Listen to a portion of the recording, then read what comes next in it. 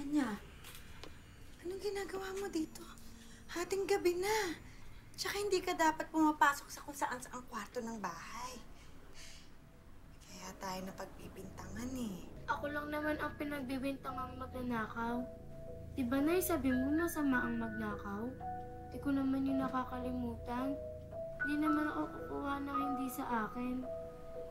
Alam ko naman yun, anak. Kaya nga umiwas tayo nang hindi tayo napagdududahan. Bakit ganun, Nay? Masama ba tayong tao?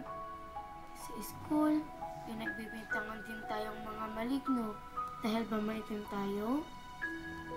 Anak, hindi porke maitim ang kulay ng balat natin ay masama na tayong tao.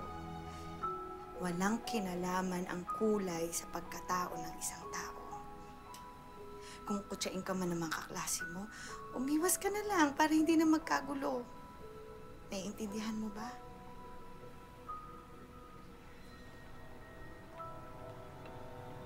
Halika na. Maaga pa tayo gigising mamaya.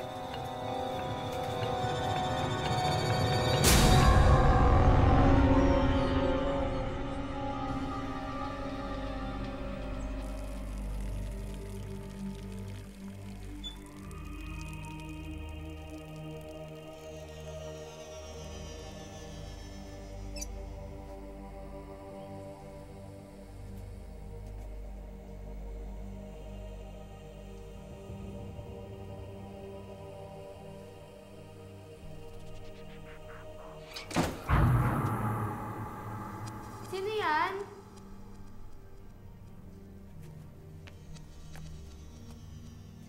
Bulaga! Yan! Mas bagay yan sa'yo. Parang pumuti ka naman. Fair tayo, girls.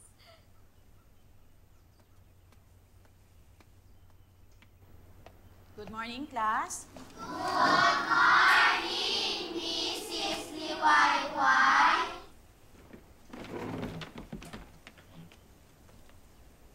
Bago tayo magsimula, ay sasabihin ko muna sa inyo ang inyong takdang aralin para hindi nyo makalimutan. Kailangan nyong gumawa ng sulat para sa inyong magulang. Kahit na ano, basta yung galing sa puso. At kailangan ipasa nyo ito bago tayo mag-PTA meeting. Naiintindihan nyo ba ako? Opo! Okay. Mag-umpisa na tayo.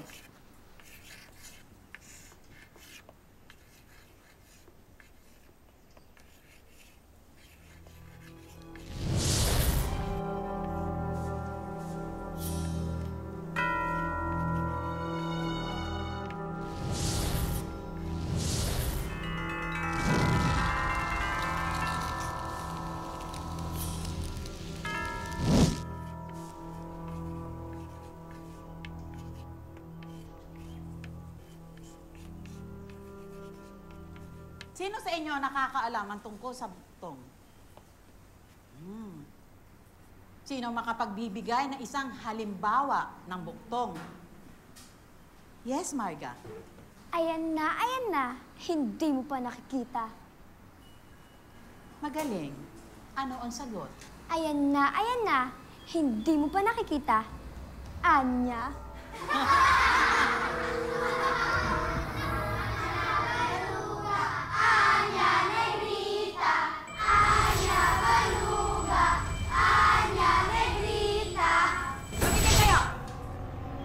Huwag niyong lolokohin si Anya.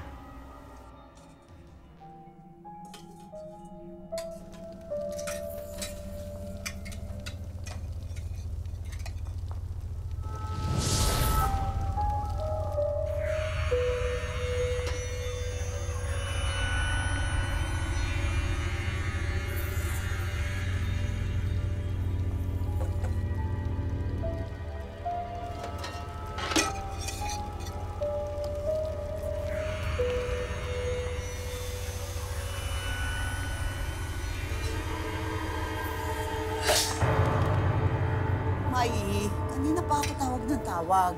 Uy! Ano nangyari? Parang kang nakakita ng multo. Ihanda mo na ako ng hapunan, ha?